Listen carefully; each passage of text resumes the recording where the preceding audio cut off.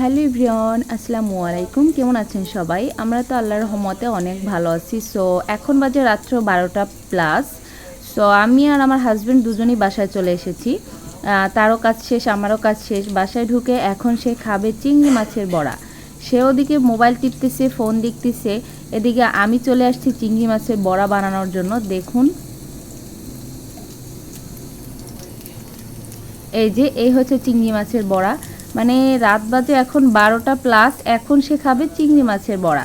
সেজন্য আমি চলে এসেছি তার জন্য চিংড়ি মাছের বড়া বানানোর জন্য। মানে চিংড়ি মাছের বড়া মানুষের এত প্রিয় হয়, মানে তাকে না দেখলে আসলে বোঝা যায় না। মানে চিংড়ি মাছের বড়া তার খুব পছন্দের একটি খাবার। প্রতিদিন যদি তাকে এটা দেওয়া হয়, সে প্রতিদিনও এটা খেতে পারে, তার কোনো সমস্যা হয় না।